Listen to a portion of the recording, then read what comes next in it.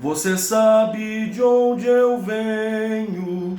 Venho do morro do engenho, da selva dos cafezais, da boa terra do coco, da chupa não de um é pouco, dois é bom, três é demais. Venho das praias sedosas, das montanhas alterosas, dos pampas dos seringais, das margens crespas dos rios, dos verdes mares bravios, da minha terra natal. Por mais terra que eu percorra, não permita Deus que eu morra sem que volte para lá, sem que leve por divisa esse bem que simboliza a vitória que virá. Nossa vitória final, que a mira do meu fuzil, a ração do meu bonal, a água no meu cantil, as asas do meu ideal, a glória do meu Brasil. Eu venho da minha terra, da Casa Branca das terras, lua do meu sertão. Venho da minha Maria, cujo nome principia na palma da minha mão. Braços mornos de Moema, lábios de mel de Iracema, estendidos para mim. Ó minha terra querida, da Senhora Aparecida e do Senhor do Bom Fim. Por mais terras que eu percorra, não permita Deus que eu morra sem que volte para lá, sem que leve por divisa esse V que simboliza a vitória que virá. Nossa vitória final, que a mira do meu fuzil, a ração do meu bonal, a água no meu cantil, as asas do meu ideal, a glória do meu Brasil, oh glória do meu Brasil, meu Brasil! Pessoal, eu começo esse vídeo, eu começo essa aula falando sobre a Canção do Expedicionário. Canção do Expedicionário que foi escrita, essa canção foi escrita por Guilherme Almeida no ano de 1942, quando o Brasil estava entrando para a Segunda Guerra Mundial, para lutar ao lado das nações aliadas contra o regime nazi-fascista que oprimia alguns países e nações ali na Europa, tá? O regime de Hitler, Mussolini. Essa história, acredito que alguns já conhecem e sabem o desfecho dela, né? Alguns alunos dos 7 anos ainda vão estudar, vão procurar entender melhor sobre a participação do Brasil na Segunda Guerra Mundial. É uma canção patriótica, uma canção nacionalista, que exalta os valores do nosso Brasil diante da diversidade dos aspectos culturais, geográficos, sociais, econômicos, né, de cada soldado que vem, de cada canto, cada parte do Brasil. Um país tão diverso, né, um país tão diversificado. Essa canção, a Canção do Expedicionário, foi inspirada na canção de Gonçalves Dias, que é a Canção do Exílio, que foi escrita 100 anos antes, 1843, na época do Império, quando o Brasil estava vivendo, né, o início da independência de Portugal. Brasil, vamos lembrar que o Brasil ficou independente de Portugal em 7 de setembro de 1822 e havia aquele espírito nacionalista na época do Império. Esse mesmo espírito nacionalista, ele ressurge também na década de 90, no início, década de 90 não, esquece década de 90, no início do século XX, principalmente quando o Brasil está na Segunda Guerra Mundial. Essa música foi escrita por Guilherme Almeida e a música, né, a composição, as notas, a harmonia, a melodia, foi feito por Espartaco Rossi. Tranquilo? Por que eu trouxe essa música? Por que eu comecei cantando aqui? Tá ligado que aqui o vídeo é sem edição, não tem sem corte, sem nada, é na lata, é na raiz, é na veia. Aqui não é Nutella não, aqui não tem ediçãozinha não tem luzinha, não tem, aqui é na raça.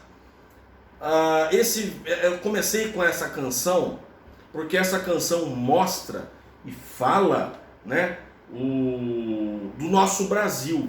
Nós, alunos do 7º ano, eu professor e vocês alunos aí do 7º ano, estão aprendendo sobre o Brasil. Nós falamos sobre os aspectos populacionais, os povos e tudo mais. Agora vamos falar sobre as regiões do Brasil.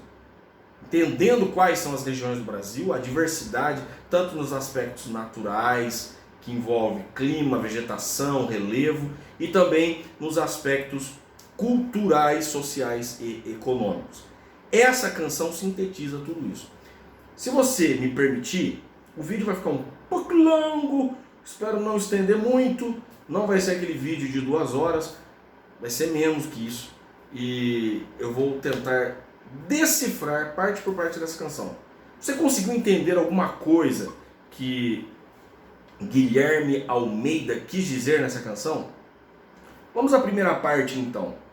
Você sabe de onde eu venho? Quem está cantando? Um soldado brasileiro que está indo para a Segunda Guerra Mundial ou já está no campo de batalha, lutando contra o exército italiano, lutando contra o exército alemão, né? Correndo perigo de bala, morrer, perder a vida e tudo mais. Você sabe de onde eu venho? Aí um dos soldados fala: venho do Morro do Engenho. Você sabe de onde eu venho? Venho do Morro do Engenho. Lembrar que a história do nosso país, além da colonização portuguesa, o desmatamento da floresta amazônica, da Mata Atlântica primeiramente, para a extração do pau-brasil, logo posterior a isso, ao desmatamento, a extração do pau-brasil, começou as instalações dos engenhos para o plantio da cana-de-açúcar e a extração do caldo da cana-de-açúcar, da garapa, vai fazer o açúcar, que foi o produto de grande exportação no período colonial brasileiro.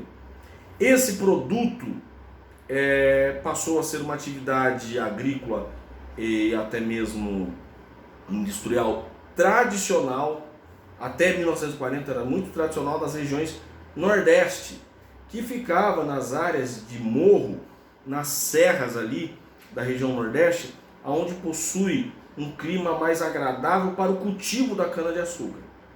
Pois de um lado, o lado do morro, da vertente, onde está e recebe as massas de ar tropical atlântica, que é quente e úmida, favorecia a precipitação de chuvas e um clima mais quente e úmido para o cultivo da cana-de-açúcar. Do outro lado da região nordeste, já não é tão, dessas serras, né, não é tão favorável, porque ele vai sofrer um efeito de barlavento, um ar seco.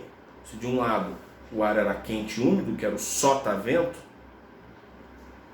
barlavento era a parte quente e úmida, do outro o sotavento, que era quente e seco, tá? Que é as chuvas orográficas. Então, o Morro do Engenho, eu venho do Morro do Engenho, eu trabalhava lá, eu vim do Nordeste.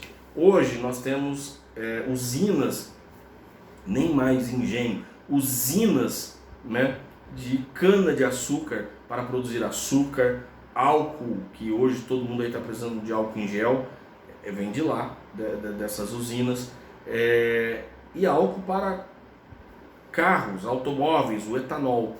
Então nós produzimos muito álcool, mas não só na região Nordeste. Hoje o estado de São Paulo é um grande produtor de etanol, de álcool, provindo da cana-de-açúcar, que está dizendo aí no início dessa canção: eu venho do Morro do Engenho. Venho do Morro do Engenho, da selva dos cafezais, da selva dos cafezais, ou de cafezais.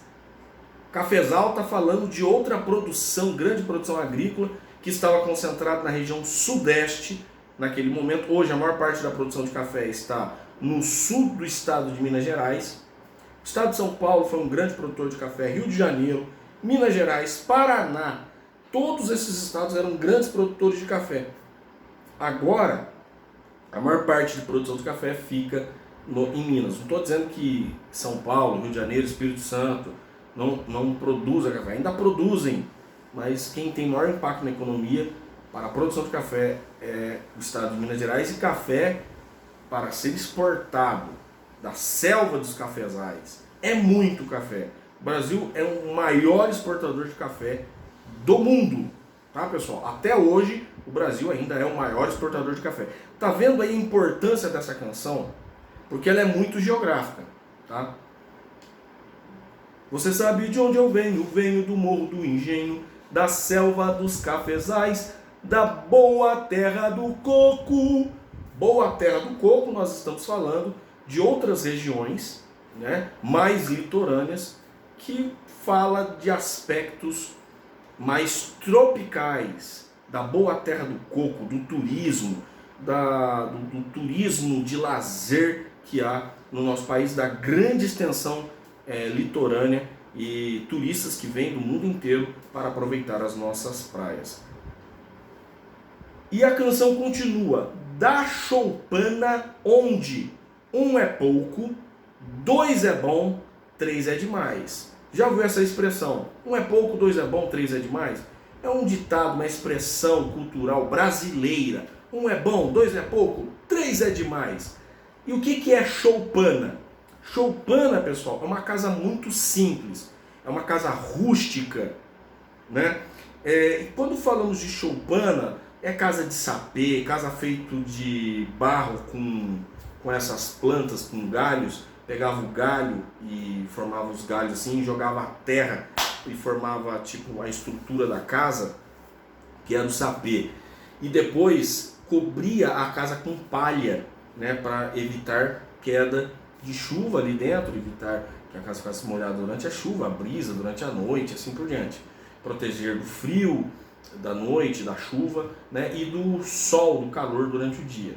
Então, essa era uma casa de choupana. Há também a atribuição do nome choupana para casas feitas de madeira, aquelas madeiras bem simples. E você via choupana, então, tanto nas áreas rurais quanto nas áreas urbanas. Nas áreas urbanas, nós temos o caso dos soldados que voltaram da Guerra do Paraguai e não tinham para onde ir e ocuparam os morros, onde tinha uma planta que falava-se que aquela planta era favela. Daí o termo favela. Surgem então as favelas no Rio de Janeiro. Hoje, muitas pessoas que moram nesses lugares não gostam de falar, eu moro na favela. As pessoas gostam de falar, eu moro na comunidade. Tá? Se o que é certo ou errado, eu não sei. Tá? Isso é uma outra discussão. Mas é ali que se formou o processo de favelização, as choupanas. Esses soldados eram pobres, soldados que vêm dos morros do Rio de Janeiro, de áreas paupérrimas, casas rústicas, casas bem simples, não só no Rio de Janeiro, mas na cidade de São Paulo também, as áreas urbanas de São Paulo, tinha muitas choupanas, mas o Rio de Janeiro era maior, por quê? Porque até então, quando essa canção foi escrita, a capital do Brasil era o Rio de Janeiro. São Paulo estava começando a crescer economicamente, mas ainda não era o centro econômico do país, não era o centro, não era o centro do país, não tinha a mesma importância que o Rio de Janeiro tinha naquela época.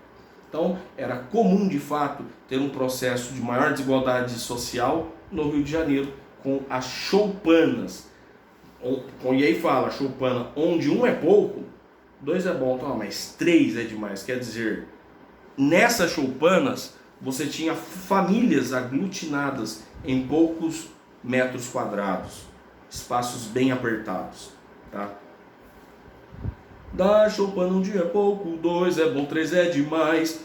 Venho das praias sedosas, remetindo novamente ao litoral. Das montanhas alterosas. Aí ele faz um contraste.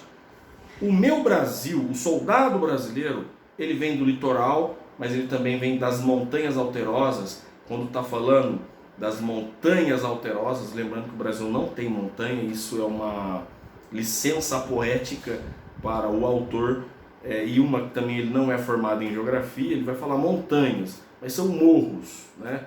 Os morros nas áreas de Planalto, que é comum no interior do Brasil, no estado de Minas Gerais, estado de São Paulo, estado de Goiás, né? Ali as regiões de morros, que ele vai falar de montanhas alterosas.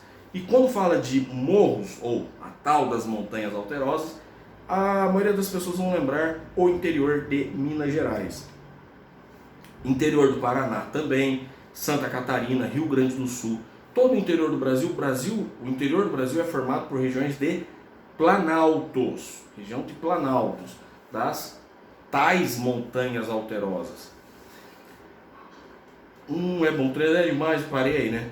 Vem das praias sedosas, das montanhas alterosas, dos pampas dos seringais. E aí quando está falando dos pampas, está falando de uma região específica do sul do Brasil, região dos pampas.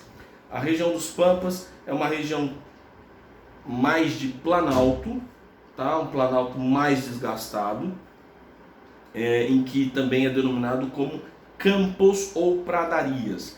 Quando eu falo de pampas, eu posso me referir à região do interior do Rio Grande do Sul como pampas, pradarias e região de campos sulinos. Isso são pampas, regiões onde é mais plano, pode ter até alguns morros que eles vão chamar de coxilhas, tá?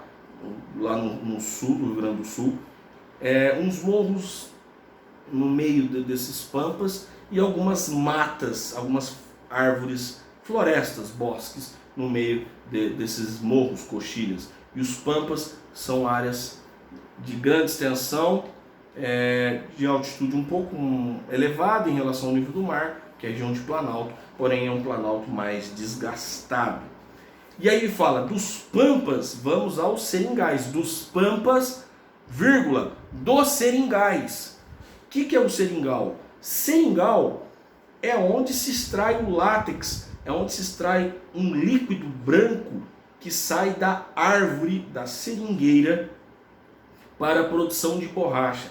Essa atividade começou a ser realizada no Brasil no final do século XIX, no interior da floresta amazônica. Isso tem uma história muito interessante quando falamos da formação territorial. Eu acho que vocês já ouviram, vocês vão relembrar aqui, sobre a aquisição do estado do Acre, que pertencia ao território da Bolívia. O território que hoje o estado do Acre é um território brasileiro, pertence ao território do Brasil.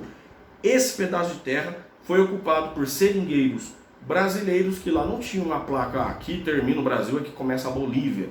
Eles entraram naturalmente, continuou explorando o látex, começou no Brasil, na parte brasileira, e foi avançando. De repente eles estavam dentro de um território boliviano, e aí há um problema diplomático, tem que resolver essa situação. E quem é o diplomata brasileiro que vai resolver isso? Rio Branco, conhecido como Barão do Rio Branco.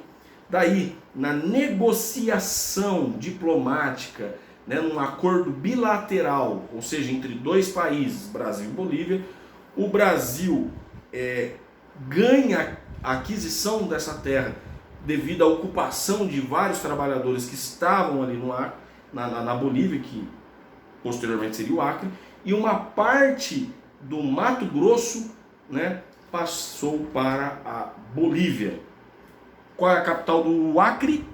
Rio Branco, em homenagem ao Barão do Rio Branco. Então quando ele fala dos pampas, sul do Brasil, dos seringais, o extremo norte do Brasil, lá na região quando ninguém mais está vendo ninguém, mas lá no Acre, sim, tem soldado brasileiro do Acre que foi para a Segunda Guerra. Eu vim dos pampas, eu vim dos seringais, da boa terra do coco,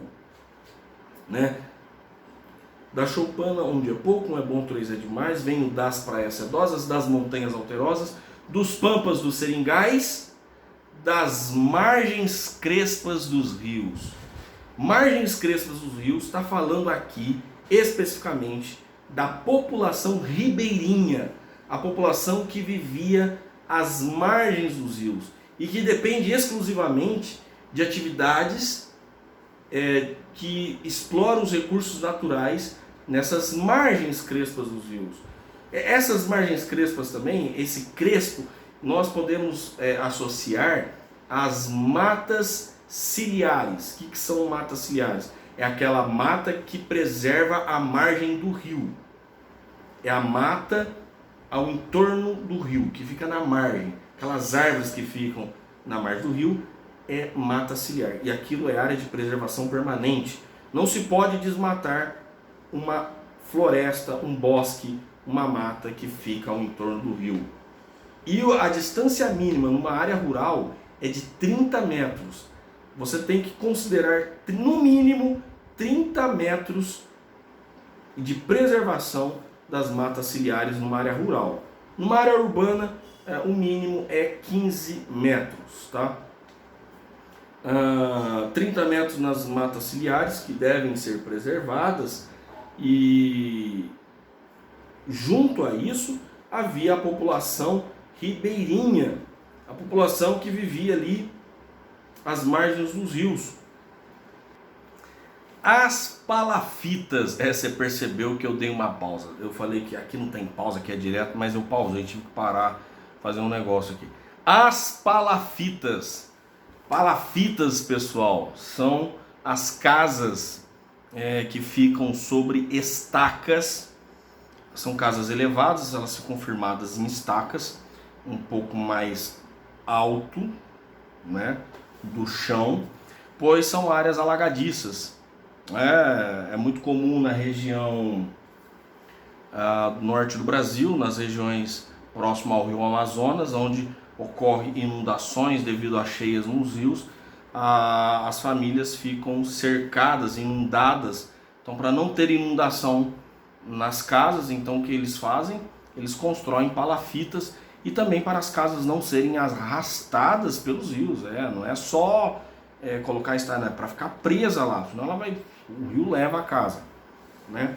Então é essa população que eu estou falando, das margens crespas dos rios, tantos que vivem nas palafitas, tantos que vivem em margens mais estáveis, mas depende a sua vida, a sua atividade econômica depende do rio. Então eu venho dos pampas dos seringais, das margens crespas dos rios. E aí todos esses soldados se identificaram de onde vêm. Eles falam dos verdes mares bravios. Soldados brasileiros não foram de avião para a guerra, tá, gente? Soldados brasileiros chegaram na Itália, atravessando o Oceano Atlântico, chegando na Itália, atravessando os verdes mares bravios. Aí você fala assim: professor, achei que o mar fosse azul. Meu amigo, cartograficamente a água é representado pela cor azul. Falar de água lembra azul, mas então quando você chegar na sua casa, você já está na sua casa, né? Pega o copo de água e veja a cor que ela está. A água não é azul. Por que a gente fala que a água é azul? A água é transparente, é translúcida. Acontece que tem uma quantidade de sedimentos naquela água, na água do mar, que dá uma coloração diferente. Se você for no Rio Mogi Guaçu, você que é de Porto Ferreira, dá uma passadinha lá no Rio Mogi Guaçu, fala qual é a cor do rio. Professor, a cor do rio é marrom. Marrom por causa do quê? Por causa dos sedimentos suspensos, das partículas de argila no nosso rio. O solo aqui é argiloso, por isso que nós somos a capital da cerâmica, devido à grande quantidade de argila. Um rio argiloso, o rio será marrom. As partículas estão suspensas na água, daí o rio ser marrom. Então, dependendo da substância e das coisas que está na água daquele rio, ou do mar, do oceano, a coloração vai ser diferente. Mas tem rio que é preto. Por que o rio é preto? É muito escuro, a água é escura. Porque praticamente tem muito... O rio ele é profundo, provavelmente ele é muito profundo, e o fundo dele é formado por rochas, seixos, muitos pedregulhos, e isso ajuda a filtrar a água fica limpa, a água mais limpa nesse caso, e o lugar é profundo, tá?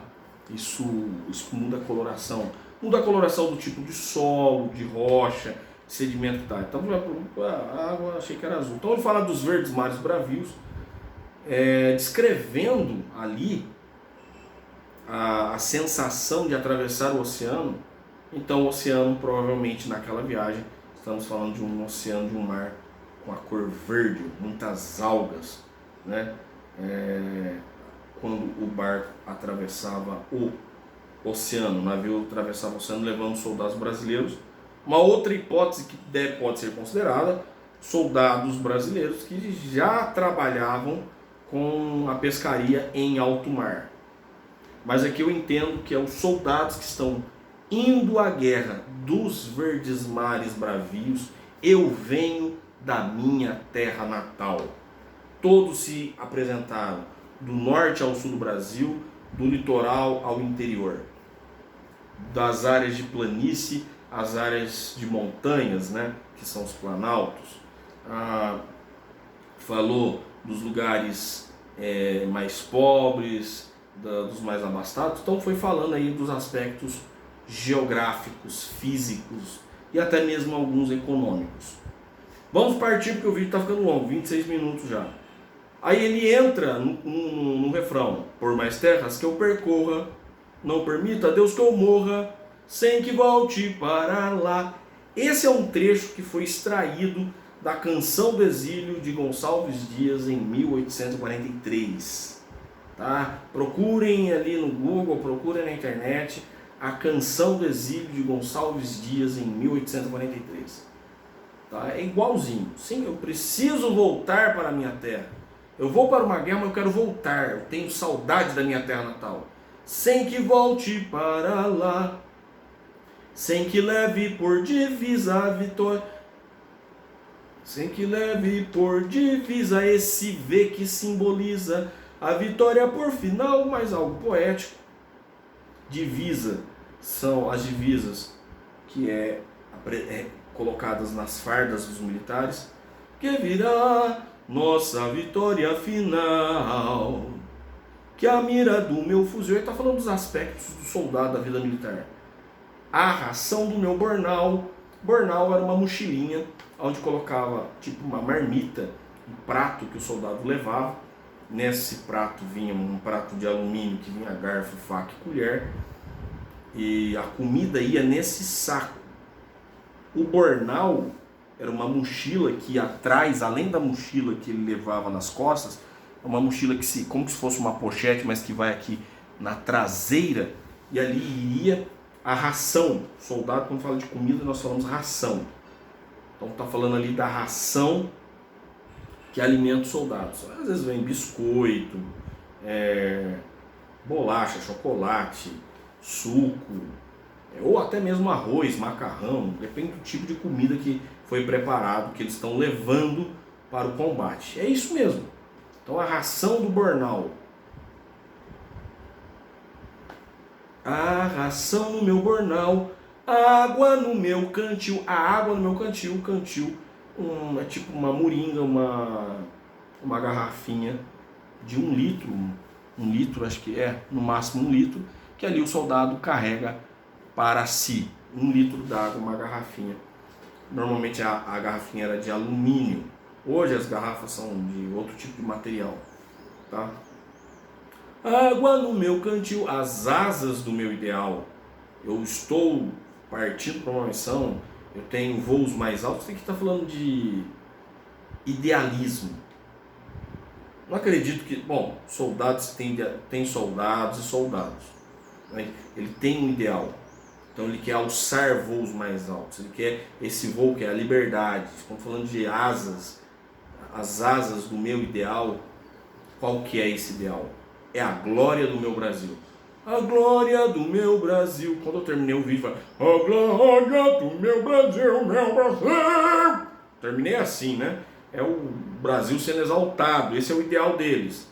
O Brasil ser exaltado lá fora, entre outras nações que lutaram contra o regime nazista. Continuando essa canção, a segunda parte da canção, entra uma parte, um aspecto mais cultural. Eu venho da minha terra, da Casa Branca da Serra. Falando de Casa Branca da Serra, tá falando ali, de novo, de engenho, de pessoas que vieram de fazendas. Vamos lembrar que o Brasil não faz nem 100 anos que tinha declarado a abolição da escravatura e muitos trabalhadores ainda continuaram nas fazendas, né? Ainda havia uma relação de o senhor da casa grande e os trabalhadores. Então vem da Casa Branca, da Casa Grande, né? Eu ainda sou da zona rural. Lembrando que o Brasil, a maior parte da população brasileira nessa época era uma população rural. Mais de 60% da população brasileira vivia nos campos. Eu venho da minha terra, da Casa Branca da Serra, luar do meu sertão. E ele começa a fazer uma brincadeira, fazendo alusões a poesias, a canções da literatura brasileira, né? Por exemplo, uma canção que é: ai, quem me dera que eu morresse lá na terra, abraçando a minha serra e dormindo de uma vez, ser enterrado numa gruta pequenina, onde à tarde a sururina chora a sua viuvez. Não há, ó não, luar tão doce como do sertão. Uma canção belíssima, sertaneja, que fala luar do meu sertão. Então ele está falando: eu venho da minha terra, da Casa Branca da Serra, luar do meu sertão. Poesias e canções sertanejas que falavam luar do meu sertão. Venho da minha Maria. Um outro aspecto cultural muito forte, porque Maria é o nome mais comum no Brasil. Se você não tem uma Maria na sua vida, terá uma Maria, né? Quantas Marias você tem na sua vida? Eu tenho só de Maria, tem várias aqui. Maria minha avó, Maria minha mãe, Maria minha sogra, e outras Marias, né? Tem várias, mas se você não teve uma Maria na sua vida, ainda terá. Então, venho da minha Maria, venho da minha mãe, e normalmente as mães, Maria, né? Naquela época. Maria das Graças, Maria José, Maria Conceição, Maria Rita, Maria Sandra, Maria Madalena, Maria Rosa, Maria Ana, que dá Mariana, Maria Júlia,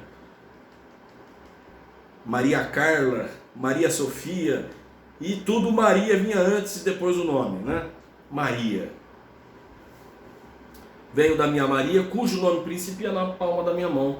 Se você observar na sua mão, forma a letra M, né? A maioria das mãos, a maioria, a minha não é um M tão certinho. A minha não é um M, a minha parece mais um A, né? Mais um A. A minha mão parece mais um A do que um M. Mas cujo nome principia na palma da minha mão, que é o M. M de mãe, de maternidade, tá falando ali da ligação materna daqueles soldados. Cujo nome principia na palma das minhas mãos, braços mornos de Moema, lábios de mel de Iracema. Agora o Guilherme Almeida vai fazer referência de novo à literatura brasileira. Primeiro, braços mornos de Moema. Quem que é Moema?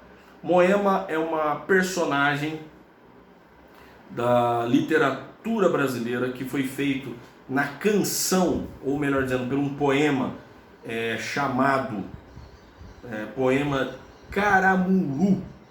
Esse poema Caramuru foi feito em 1781 pelo Frei José Santa Rita Durão. Frei José Santa Rita Durão, é o nome do homem aí, né? Esse frei. Em 1781, havia naquele período, no século XVIII, houve no Brasil uma vasta literatura,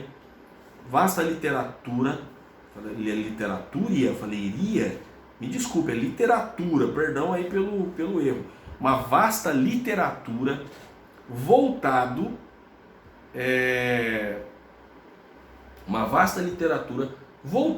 no caso aí, para um romance brasileiro, período do romance brasileiro indianista. Romance brasileiro indianista. Que isso? Falava do Brasil natural, o Brasil do nativo, a chegada dos colonos europeus, os portugueses, e essas relações com os nativos indígenas. E Moema é um desses personagens que é representado na canção de Caramuru, uma nativa, segundo o poema, uma nativa ali que encantou o colono, o europeu. Os braços mornos de Moema, que é citado no poema Caramuru. E também mais tarde, Vítor Meirelles vai retratar Moema em sua obra artística, numa tela, uma representação de como seria essa Moema. Braços mornos de Moema, lábios de mel de Iracema. E aí, você entender quem é Iracema, você precisa entender quem é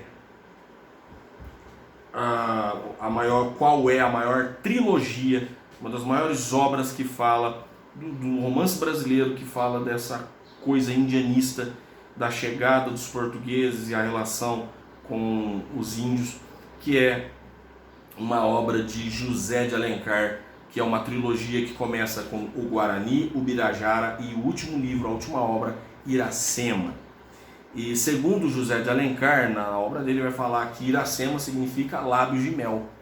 Então vai falar lábios de mel. Então Iracema é uma personagem da literatura brasileira que mostra a beleza da mulher nativa, indígena, que encanta, que seduz, né, que conquista o colono europeu. E é da relação de Iracema, né, que vai nascer Moacir, o primeiro brasileiro, né, de fato, segundo a história, porque é um português tendo a relação com uma nativa indígena, daí nasce o Moacir, um brasileiro, que vai ser reconhecido também como lendas do Ceará. Então, quando estou falando de todos esses nomes, isso faz parte da cultura, da história e da literatura brasileira dissolvidos nessa canção. Então, para eu entender essa canção, eu preciso entender o meu país como um todo. E me desculpe, nós conhecemos muito pouco o nosso país. Nosso país é pouco conhecido pelos brasileiros. Em cima dessa obra, trilogia de José de Alencar, O Guarani, o Birajara e Iracema, um dos grandes músicos líricos, músico lírico, não estou falando de funk, não estou falando de porcaria, estou falando de lixo. Funk para mim é o chorume do inferno, porque nem do inferno serve, né? Música que faz apologia a sexo, a droga, um monte de coisa. Uma porcaria. Não gostou do vídeo? Dá dislike aí, dá dislike mesmo. Tô nem aí não, cara. Tô aqui pra falar do que é a verdade, tá? E o pessoal não sabe falar quem que é Carlos Gomes. Quem? Ator da Globo? Carlos Gomes, um dos grandes músicos e compositores da história do Brasil, da época do Império.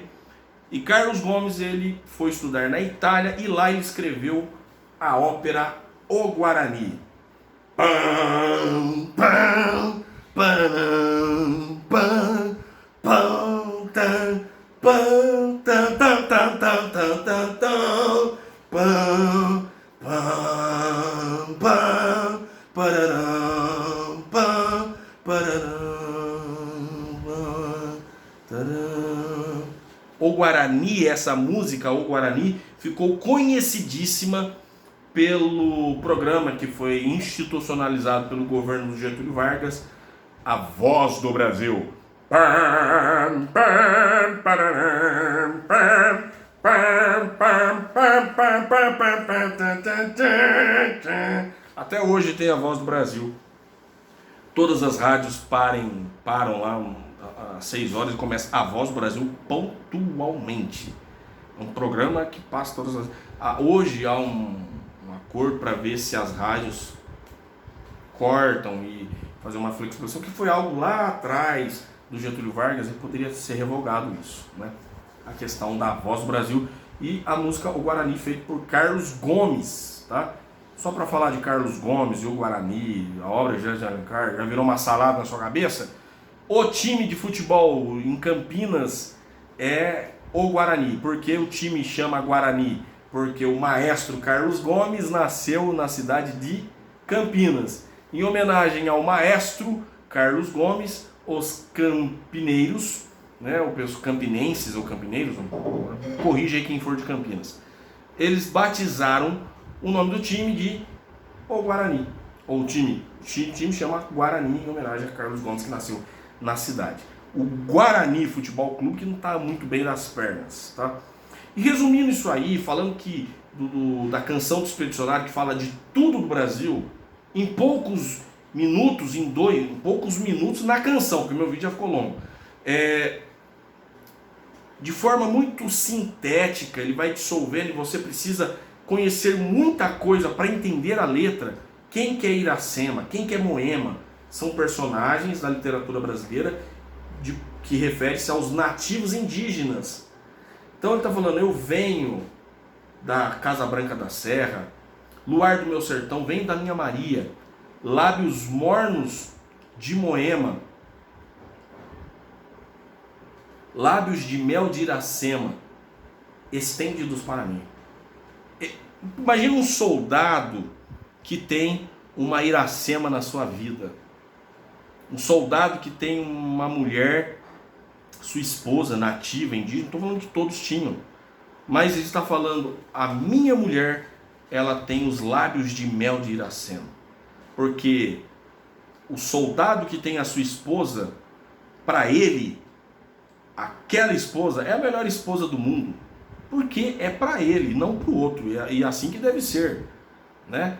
Os lábios da esposa dele é os lábios de mel dele, é a Iracema dele. Então quando ele vai falar, minha esposa, minha Iracema, eles comparavam, claro, com o que estava no auge no momento. Qual que era a literatura? Falava, quando você queria comparar, falar a sua esposa, a sua amada, ele comparava o quê? A minha Iracema. Minha Iracema. Ela já entendeu, Iracema era um mulherão que faz parte da literatura brasileira. Hoje seria o quê? Se eu fosse comparar, né? Infelizmente, hoje, minha Anitta. Pelo amor de Deus, não dá nem para comparar, né? A minha Anitta, não dá. Eu estou xingando a minha esposa, né? Se eu falar isso. Mas alguns falam, né? Vai comparar com... As referências hoje estão muito ruins. E nessa literatura, encerrando aí, lábios de mel de Iracema, estendidos para mim, ó minha terra querida. Porque se eu não tiver mulher, se eu não tiver esposa, mãe, mas eu ainda tenho a minha terra, ó minha terra querida. E que terra é essa? Da Senhora Aparecida e do Senhor do Bonfim. E ele encerra então agora com um aspecto religioso que era muito forte e ainda é muito forte no Brasil, do catolicismo. Hoje a população católica no Brasil está em torno aí de 60% a 70% da população brasileira, mas já foi mais. A população brasileira naquele período, a maioria esmagadora era católica, né? E vamos lembrar que Aparecida, da Senhora Aparecida, nós estamos falando da aparição de uma imagem feita por pescadores no Rio Parnaíba, ali no Vale do Ribeira, em que eles acharam o corpo da imagem, lançaram a rede de novo e acharam a cabeça. Depois que juntaram a cabeça com a imagem, ela não se desgrudou e começou a pescar muito peixe, aconteceu um milagre ali, e a partir de então eles começaram a atribuir aquele milagre àquela imagem, aquela imagem que fazia menção à Virgem Maria. Então daí ela passou a ser a padroeira, a Senhora Aparecida. Para o católico, Nossa Senhora Aparecida. O nome completo dela é Aparecida É Senhora Aparecida, perdão, Senhora da Conceição Aparecida. Quando que ela foi achada? Aparecida por quê? Porque ela foi achada em 1717 e passou a ser a padroeira do Brasil. E do outro lado, devido isso mais à região sudeste, mas a Aparecida ela abrange todo o Brasil como a padroeira do Brasil. Depois, na região mais ao norte e nordeste, um marinheiro português voltando de uma viagem, ele falou: se eu sobreviver a essa tempestade, eu vou venerar e passar a ser devoto do Senhor do Bonfim, porque ele clamou ao Senhor do Bonfim, e o Senhor do Bonfim, intercedendo ao Senhor Jesus, salvou o marinheiro, e a partir de então começou uma devoção ao Senhor do Bonfim, que é muito forte na Bahia até os dias de hoje. Então estou falando Senhora Aparecida e Senhor do Bonfim, duas figuras do catolicismo que mostra a religiosidade. Para uma canção militar é complicado porque estou falando do exército. Eu poderia usar outros elementos de religiosidade, poderia falar apenas de Deus, apenas da minha fé. Quando eu parto para pontos mais específicos e divergentes dentro da própria, do próprio cristianismo, isso complica, porque dentro do cristianismo nós temos o protestantismo, que não aceita a outra referências de nome de pessoas, imagens e assim por diante. O catolicismo já é mais tolerante concernente a isso. Então, há uma divergência no quartel